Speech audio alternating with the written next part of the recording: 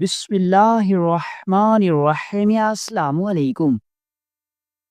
مصر کے ایک گاؤں میں نورا خان نامی ایک ضعیف شخص 70 سال کی عمر میں بھی زمیندار امیر بہاؤالدین کے اسطبل میں گھوڑوں کی دیکھ بھال کرتا تھا۔ ایک دن گھوڑوں کو نہلاتے ہوئے وہ پھسل گیا اور کیچڑ سیدھا زمیندار کے چہرے پر جا گرا۔ زمیندار غرور کا پجاری تھا، طیش میں آ گیا۔ اس نے نورا خان کو گھسیٹ کر گھوڑے کے پیچھے باندھا، پھر درخت پر الٹا لٹکا دیا۔ یہ منظر اس کا جوان بیٹا شمس الدین دیکھ نہ سکا۔ اس نے پاس پڑا گھوڑے کا گوبر اٹھایا اور غصے میں آ کر سیدھا زمیندار کے منہ پر دے مارا، پھر وہاں سے بھاگ نکلا۔ زمیندار نے اعلان کروا دیا، جو شمس الدین کو پکڑے گا اسے انعام میں ایک گھوڑا دیا جائے گا۔ شمس الدین جان بچا کر شام کی طرف جانے والے قافلے میں شامل ہو گیا۔ شام پہنچ کر وہ ایک قاضی کے پاس ملازمت کرنے لگا۔ جب قاضی کو ساری حقیقت کا علم ہوا تو وہ خود شمس الدین کو لے کر اپنے سپاہیوں کے ساتھ مصر واپس پہنچا، اور جب وہ زمیندار کی حویلی کے اندر داخل ہوا تو دیکھا کہ بوڑھا نورا خان کتوں کے ساتھ باندھا گیا ہے اور اس کے منہ میں صبح صبح ابھی پوری طرح روشنی نہ ہوئی تھی کہ ہمارے کچے دروازے پر زور سے دستک ہوئی۔ میں ہڑبڑا کر باہر نکلا تو امیر بہاؤالدین کا ملازم تیز آواز میں گرج کر بولا، او لڑکے، تیرا باپ کہاں غائب ہو گیا؟ میں نے ڈرتے ڈرتے کہا، وہ امی کو لے کر حکیم کے پاس گئے ہیں، امی کی طبیعت رات سے خراب ہے۔ یہ سن کر وہ اور زیادہ بفر گیا۔ کتنی بار کہا ہے نورے کو، اگر کہیں جانا ہو تو اپنے لڑکے کو چھوڑ جائے، اب اس کے حصے کا کام کون کرے گا؟ میرا باپ نور خان کئی سالوں سے وڈیرے کی حویلی میں جانوروں کی خدمت کرتا آ رہا تھا۔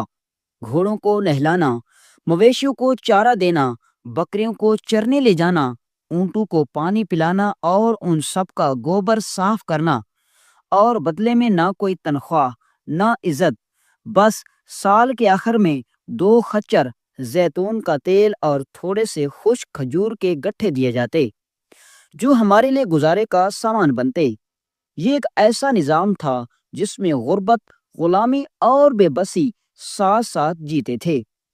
ابھی میں یہ سب سوچ ہی رہا تھا کہ اس نوکر نے مجھے گھور کر کہا، کہاں جا رہے ہو؟ ہاتھ میں گٹھلی لیے۔ میں نے ہمت کر کے کہا، میں حکیم سلیمان کے پاس جا رہا ہوں، ان کے پاس کام سیکھنے اور پڑھنے کے لیے۔ یہ سن کر وہ کہکا مار کر ہنسا، حکمت سیکھو گے کیا؟ پڑھائی کرو گے؟ دوا خانہ کھولو گے؟ ارے پگلے، دوا خانے کے لیے بہت روپیہ چاہیے ہوتا ہے، اور تمہارے پاس تو کھوٹا سکہ بھی نہیں۔ تم آخر میں پھر یہیں آؤ گے، یہیں گوبر صاف کرو گے، یہی جانور سنبھالو گے، تم پڑھائی کا کیا فائدہ؟ چلو، اگر تمہارا باپ نہیں ہے تو اب تم ہی چلو، وہ جو کام کرتا ہے اتنا تو 10 نوکر نہیں کرتے، اب وہ کام کون کرے گا؟ یہ سن کر میں گھبرا گیا، میرا دل تیزی سے دھڑکنے لگا، لیکن میں نے کہا، اچھا، میں یہ گٹھلی اندر رکھاؤں اور لباس بدل لوں۔ یہ جو کپڑے پہنے ہیں وہ اگر گندے ہو گئے تو میرے پاس اور اس جیسی وردی نہیں، ابا نئی دلوانے کے قابل بھی نہیں۔ نوکر نے غصے سے کہا، جلدی کر، میرے پاس وقت نہیں۔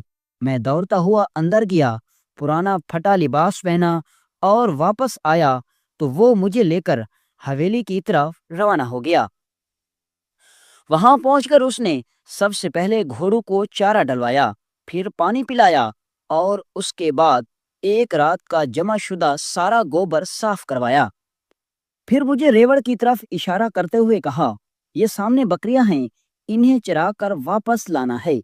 میں تھکا ہوا تھا لیکن خاموشی سے سب کچھ کرتا رہا۔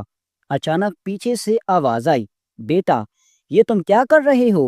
میں نے پیچھے دیکھا تو ابا کھڑے تھے، پسینے سے شرابور، پریشان آنکھوں سے مجھے دیکھتے ہوئے کہنے لگے، تم تو حکیم سلیمان کے پاس جانا چاہتے تھے، یہاں کیا کر رہے ہو؟ میں نے نام آنکھوں سے جواب دیا، ابا، آپ کے بعد نوکر آیا تھا، وہ سختی سے بول رہا تھا، آپ کو برا بھلا کہہ رہا تھا، اور کہہ رہا تھا کہ تمہارے حصے کا کام کون کرے گا؟ مجھے لگا اگر میں نہ گیا تو وہ آپ پر ظلم کرے گا، اس لیے میں حویلی آ گیا۔ یہ سن کر نور خان کے چہرے پر دکھ اور محبت ایک ساتھ آ گئے۔ وہ میرے قریب آئے، میرے کندھے پر ہاتھ رکھا اور کہا، بیٹا، یہ کام تمہارے کرنے کے نہیں، جب تک میں زندہ ہوں تمہیں ان گندگیوں کے قریب نہیں آنے دوں گا۔ تمہارے ہاتھ نرم ہیں، تم حکمت کے کام میں ماہر ہو، تم ایک دن بہت بڑے حکیم بنو گے، اور وہ دن ضرور آئے گا جب امیر بہاؤدین جیسے لوگ تمہارے در پر علاج کے لیے کھڑے ہوں گے۔ ابا نے مجھے کہا، بیٹا شمس الدین، تم اب سیدھا گھر جاؤ، گھر پہنچ کر نہا دھو کر اپنے کپڑے صاف پہن لو اور حکیم سلیمان کے پاس چلو۔ آج میں امیر بہاؤدین سے بات کرتا ہوں کہ اس کا ملازم آج کے بعد تمہیں کبھی کوئی کام نہ بتائے گا۔ جب تک میں زندہ ہوں کوئی اور کام تمہیں نہیں کرنا پڑے گا۔ میں وہاں سے چلا آیا، گھر پہنچ کر دیکھا کہ ماں کی طبیعت پہلے سے بھی خراب تھی۔ پڑوس میں سے کسی نے بتایا تھا کہ امیر بہاؤدین کا ملازم آیا تھا اور مجھے ڈانٹ ڈپٹ کر اپنے ساتھ لے گیا تھا۔ میں نے ماں کو گلے لگایا اور کہا، امی جان پریشان نہ ہوں، میں ایک مضبوط باپ کا مضبوط بیٹا ہوں، میں ہر کام کر سکتا ہوں، یہ زندگی کا حصہ ہے، اس میں کوئی شرم نہیں۔ ماں نے کہا، بیٹا تمہیں دیکھ کر دل کو سکون ملا ہے، اب میں ٹھیک ہوں۔ میں نے اپنی گٹھلی اٹھائی، کپڑے بدلے، ناشتہ کیا اور گٹھلی لے کر حکیم سلیمان کے پاس چلا گیا۔ حکیم سلیمان ہمارے گاؤں کا نہایت رحم دل اور شفیق حکیم تھا۔ اللہ نے اسے بہت نوازا تھا۔ اس کے پاس اسکندریہ شہر کا سب سے بڑا دواخانہ تھا، جہاں ہر قسم کی دوا موجود تھی۔ وہ پیسے والے سے پیسے لیتا تھا مگر غریبوں کو مفت دوا دیتا تھا۔ ایک دن میں اور حکیم صاحب دواخانے پر بیٹھے تھے کہ ایک تاجر آیا۔ وہ بڑی شان سے گھوڑے پر سوار تھا اور نیچے اترا بھی نہیں۔ اس نے حکیم صاحب کو گالیاں دی اور دوا مانگی۔ حکیم صاحب چاہ سکتے تھے کہ دوا نہ دیں، مگر پھر بھی دوا اٹھائی۔ تاجر نے ہاتھ میں سکے لیے بغیر گھوڑے سے نیچے سکہ زمین پر پھینک دیا۔ حکیم صاحب کے ہاتھ میں نہیں دیے۔ میں فوراً دوڑا، زمین پر جا کر سکے اٹھائے اور فوراً حکیم صاحب کے ہاتھ میں دیے۔ میں نے کہا، حضور آپ پریشان نہ ہوں، میں اٹھا لیتا ہوں۔ وہ تاجر وہیں سے چلا گیا۔ باقی تاجر یہ سب دیکھ رہے تھے۔ پھر اللہ نے اس کا بدلہ کچھ اس طرح لیا کہ چند دن بعد ایک نوجوان آیا۔ اس کے کپڑے پھٹے ہوئے، پاؤں میں جوتے نہیں تھے اور اس کا چہرہ دکھاوے سے زیادہ تکلیف اور بے چینی لیے ہوا تھا۔ اس کی طبیعت ایسی خراب تھی کہ وہ تقریباً مرنے کے قریب تھا۔ وہ اتنا کمزور تھا کہ زمین پر گر پڑا۔ جب حکیم صاحب نے اسے دیکھا تو فوراً پہچان لیا۔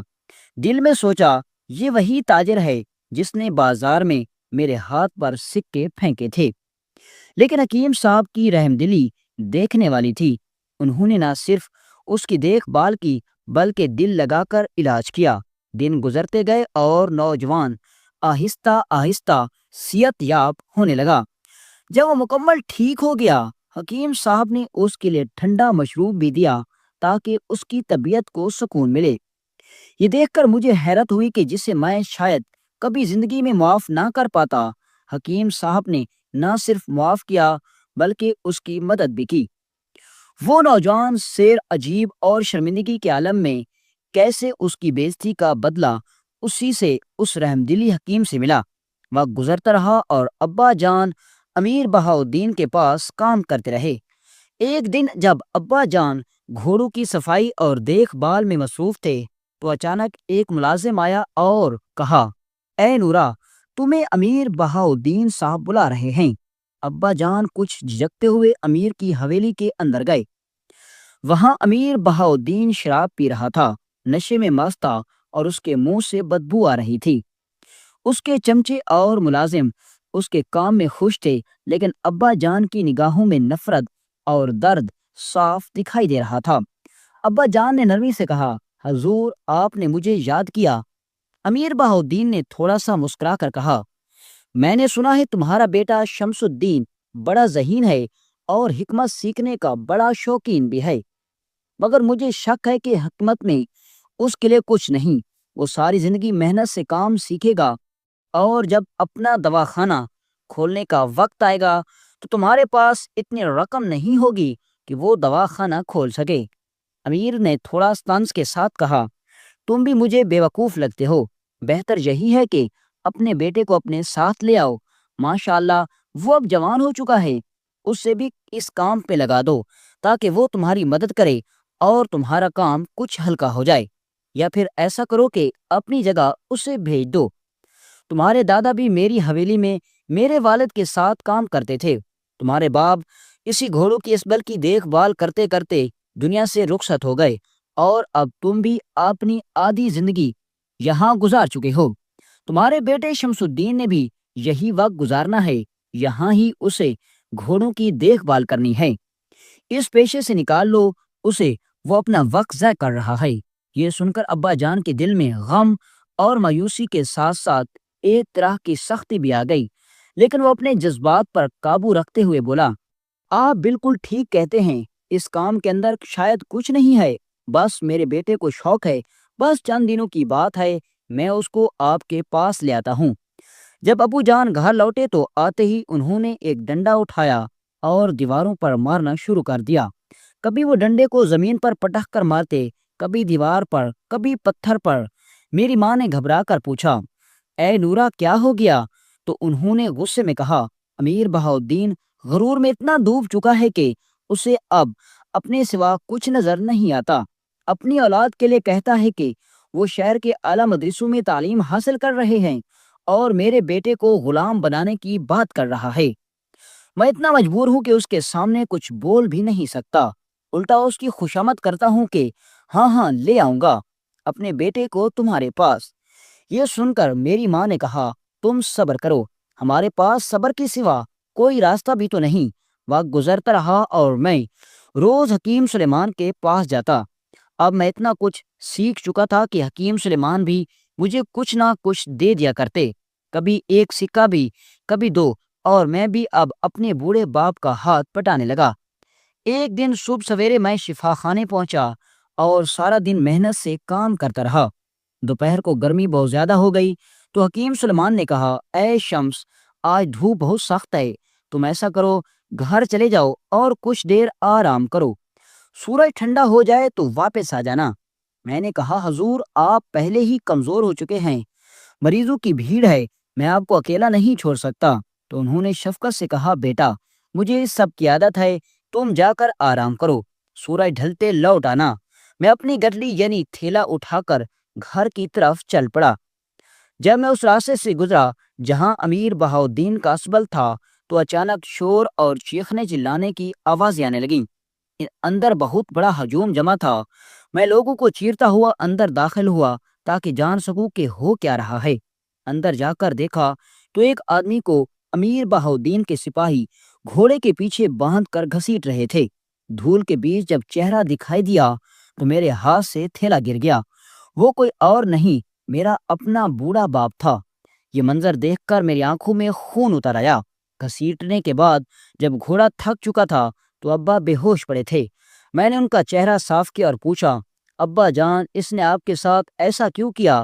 تو انہوں نے بے بسی سے کہا، بیٹا صبح میں گھوڑے کو نہلا رہا تھا کہ تھوڑا سا گوبر اس کی پیٹھ پر رہ گیا اور امیر بہاؤالدین نے دیکھ لیا، بس اسی بات کی سزا دے رہا ہے۔ میں نے غصے میں آ کر وہی گوبر اٹھایا اور امیر بہاؤالدین کے منہ پر دے مارا، پھر ایک زوردار تھپڑ مارا۔ وہ جھولتا ہوا پیچھے جا گرا۔ لوگ حیرت سے مجھے دیکھنے لگے کہ یہ کیا ہو گیا۔ وہ امیر بہاؤالدین جس کے سامنے بڑے بڑے سردار جھکتے ہیں، میں نے اس کے منہ پر گوبر مارا اور تھپڑ رسید کیا۔ اس کے سپاہی میری طرف لپکے۔ مجھے معلوم تھا کہ اگر وہ مجھے پکڑ لیتے تو زندہ نہ چھوڑتے۔ میں ہجوم میں غائب ہو گیا اور ایک جھاڑیوں والے راستے سے نکل گیا جو کہ پہاڑی غار کی طرف نہیں جاتا تھا، کیونکہ مجھے اندازہ تھا کہ وہ لوگ مجھے وہاں تلاش کریں گے۔ میں ایک جھاڑی میں چھپ کر اپنا سانس اور حرکت روک لی۔ یہ طریقہ بھی حکیم سلیمان نے سکھایا تھا۔ کچھ دیر بعد جب دیکھا کہ سب سپاہی گزر گئے تو میں بھاگ نکلا۔ جب میں گھر پہنچا اور اماں کو ساری بات بتائی تو میری بوڑھی ماں نے میرے سر پر ہاتھ رکھ کر کہا، مجھے قسم ہے تمہیں میری ابھی اسی وقت یہ گھر چھوڑ کر چلے جاؤ، اگر وہ لوگ تمہیں یہاں سے اٹھا لے گئے تو میں مر جاؤں گی۔ میں نے ماں کو دیکھا۔ میں جانتا تھا کہ اگر مجھے اس کے سامنے گرفتار کیا گیا تو وہ صدمے سے مر جائے گی، اس لیے میں نے چند ضروری چیزیں اٹھائیں اور گھر سے نکل بھاگا۔ اتفاق سے اسی وقت ایک قافلہ شہر کی طرف روانہ ہو رہا تھا۔ میں قافلے میں شامل ہو گیا۔ جب قافلے کے سپاہیوں کو پتہ چلا کہ میں بغیر اجازت شامل ہوا ہوں تو انہوں نے مجھے قافلے کے سردار کے سامنے پیش کیا۔ انہوں نے سختی سے پوچھا کہ تم کون ہو؟ ہم تمہیں ایسے ہی قافلے میں شامل نہیں ہونے دیں گے، چوری اور ڈاکے کا خطرہ بہت ہے۔ میں روتے ہوئے ان کے قدموں میں گر گیا اور کہا، اے سردار، میں ایک مظلوم ہوں۔ امیر بہاؤدین جیسے ظالم نے میرے باپ کو باندھ کر گھسیٹا اور اب میری جان کے پیچھے ہے۔ میں اپنے باپ کا اکلوتا بیٹا ہوں، جان بچا کر بھاگا ہوں۔ یہ سن کر سردار کا غصہ ٹھنڈا ہو گیا۔ اس نے کہا، تمہارا نام کیا ہے؟ میں اپنے باپ کا اکلوتا بیٹا ہوں، جان بچا کر بھاگا ہوں۔ یہ سن کر سردار کا غصہ ٹھنڈا ہو گیا۔ اس نے کہا، تمہارا نام کیا ہے؟ میں نے کہا، شمس الدین، شمس، اور مجھے شمس کہہ کر بلاتے ہیں۔ اس نے کہا، اے شمس الدین، تم پریشان نہ ہو، تم ہمارے قافلے کے ساتھ چلو۔ جب قافلہ کہرا شہر کے اندر پہنچے گا تو تم کہیں نہ جانا، بلکہ میرے ساتھ ہی رہنا۔ میں ہی تمہیں ایک ایسے انسان کے پاس لے جاؤں گا جو تمہاری تمام پریشانیاں دور کر دے گا۔ میں حیران ہو گیا کہ آخر ایسا کون انسان ہو سکتا ہے جو میری پریشانی دور کر سکتا ہے، کیونکہ اس علاقے میں امیر بہاؤدین سے زیادہ طاقتور تو کوئی نہ تھا۔ قافلہ چلتا رہا۔ چند دنوں بعد جب قافلہ کہرا شہر کے بازار میں پہنچا تو ہر کوئی اپنا سامان اٹھا کر لے جانے لگے۔ اس سردار نے مجھے اپنے ساتھ لیا اور بازار کے سرائے میں لے گیا۔ وہاں اس نے مجھے پیٹ بھر کر کھانا کھلایا، پھر اپنے ملازموں سے کہا کہ دکانیں سنبھالو، میں ابھی آتا ہوں۔ اس نے مجھے اپنے گھوڑے پر بٹھایا اور ایک خوبصورت حویلی کے سامنے لے گیا۔ میں حیران رہ گیا کیونکہ وہ حویلی تو امیر بہاؤدین کی حویلی سے بھی زیادہ خوبصورت تھی، لیکن جب میں اس کے اندر داخل ہوا تو وہاں ملازمین ایسے کام کر رہے تھے جیسے یہ ان کی اپنی حویلی ہو۔ ان کے لباس دیکھ کر میں دنگ رہ گیا۔ امیر بہاؤدین کے ملازموں کی حالت دیکھ کر ترس آتا تھا، مگر یہاں لگتا تھا جیسے سب مالک ہوں۔ پھر وہ تاجر مجھے ایک ایسے انسان کے پاس لے گیا جسے دیکھ کر میرے رونگٹے کھڑے ہو گئے۔ وہ کوئی اور نہیں بلکہ قاضی نجم الدین تھا، کہرا شہر کا سب سے بڑا قاضی، جسے دیکھنا میری زندگی کا خواب تھا، اور آج وہ میرے سامنے بیٹھا تھا۔ قافلے کے سردار نے قاضی نجم الدین کو ساری صورتحال بتائی، امیر بہاؤدین کے ظلم کی کہانی سنائی، اور یہ بھی بتایا کہ کسی کو ہمت نہیں کہ سلطان معظم یعنی کہ سلطان صلاح الدین ایوبی رحمۃ اللہ علیہ کے پاس کوئی بھی شکایت لے کر جائے، کیونکہ جو گیا وہ واپس نہ آیا۔ جب قاضی صاحب نے سب کچھ سنا تو ان کا چہرہ غصے سے لال ہو گیا۔ انہوں نے کہا، بیٹا تم ابھی آرام کرو، چند دنوں میں اپنی ذمہ داریاں نپٹا کر سلطان صلاح الدین ایوبی کو خط لکھتا ہوں، اور جب جواب آئے گا تو ہم سیدھا ان کے دربار جائیں گے۔ میں نے کہا، قاضی صاحب کیا آپ خود اسے انصاف کے کنارے میں نہیں لا سکتے؟ اگر وہ میرے باپ کو قتل کر دے تو قاضی نجم الدین نے کہا، بیٹا وہ اتنا بے وقوف نہیں، ایک ایسے انسان کو کبھی قتل نہیں کرے گا جو اس کا سارا اسبل مفت میں سنبھال رہا ہے۔ میں ان کی باتوں سے مطمئن ہو گیا۔ 2 دن بعد قاضی صاحب نے مجھے بلایا اور کہا، سلطان صلاح الدین ایوبی رحمۃ اللہ علیہ نے ہمیں دربار میں بلایا ہے۔ میں نے پوچھا کہ آپ خود کیوں نہیں کچھ کرتے؟ تو قاضی صاحب نے کہا، بیٹا ہر چیز کا ایک اصول ہوتا ہے۔ میں کہرا شہر کا قاضی ہوں اور وہ اسکندریہ کے علاقے کا زمیندار ہے، وہاں میری عمل درآمد داری نہیں ہو سکتی۔ میں کہرا شہر کا قاضی ہوں اور اسکندریہ کے علاقے کا وہ زمیندار ہے، وہاں میری عمل داری نہیں۔ جب تک سلطان اجازت نہ دیں میں کچھ نہیں کر سکتا۔ پھر قاضی صاحب نے سپاہیوں کو حکم دیا کہ گھوڑے تیار کیے جائیں۔ ہم 2 دن کے سفر کے بعد سلطان کے محل پہنچے، اور جب ہم سلطان سے ملاقات ہوئی تو قاضی صاحب نے ساری داستان سنائی۔ سلطان صلاح الدین ایوبی رحمۃ اللہ علیہ کا چہرہ غصے سے سرخ ہو گیا۔ انہوں نے فوراً حکم دیا کہ ابھی اسی وقت اس ظالم زمیندار کے پاس جایا جائے، وہ ایسا سبق سکھائے گا کہ تاریخ یاد رکھے گی۔ جب ہم اس کی حویلی پہنچے تو جو منظر دیکھا، میرے پیروں تلے زمین نکل گئی۔ میرے باپ کو الٹا لٹکایا گیا تھا۔ سلطان اور قاضی نجم الدین نے یہ دیکھا تو سلطان کی تلوار میان سے باہر آ گئی۔ انہوں نے حکم دیا کہ امیر بہاؤالدین کو گھوڑے کے پیچھے باندھ کر پورے شہر میں گھسیٹا جائے، یہاں تک کہ اس کی لاش کے ٹکڑے ہو جائیں، اور اس کے تمام مددگار ملازمین کو قید کر کے زندان میں ڈال دیا جائے۔ جب قاضی صاحب نے اعلان کیا کہ اس کی ساری جائیداد غریبوں میں تقسیم کر دی جائے، کیونکہ یہ سب اس نے ان کا خون چوس کر جمع کیا تھا، اسی طرح قاضی نجم الدین قافلے کے سردار اور سلطان صلاح الدین ایوبی رحمۃ اللہ علیہ کی مدد سے میں نے اپنے باپ کا بدلہ لے لیا۔ جب میرے باپ کو ہوش آیا تو مجھے سلطان اور قاضی صاحب کے ساتھ دیکھ کر یقین نہ آیا۔ پھر سلطان صلاح الدین ایوبی رحمۃ اللہ علیہ نے مجھ سے پوچھا کہ تم اپنی زندگی میں کیا کرنا چاہتے ہو؟ میں نے کہا، حضور، میں حکیم بننا چاہتا ہوں اور حکمت سیکھنا چاہتا ہوں۔ یہ سن کر سلطان نے فرمایا کہ تم حکیم سلیمان کے پاس جا کر حکمت سیکھو، اور جب سیکھ لوگے تو سرکاری خزانے سے تمہارے لیے ایک دواخانہ بنایا جائے گا، جہاں تم غریبوں کا علاج مفت میں کرو گے اور صاحب استطاعت سے فیس لیا کرو گے۔ یہ سن کر میں بہت خوش ہوا، اور آج اللہ کا شکر ہے کہ میں اپنا دواخانے میں بیٹھ کر غریبوں کا علاج کر رہا ہوں، اور میرے باپ کا وہ خواب پورا ہو گیا جو کبھی صرف ایک امید تھی۔ آج میں نہ صرف حکیم شمس الدین ہوں بلکہ سلطان صلاح الدین ایوبی رحمۃ اللہ علیہ کا شاہی حکیم بھی ہوں، اور لوگ مجھے عزت سے شاہی حکیم کہہ کر پکارتے ہیں۔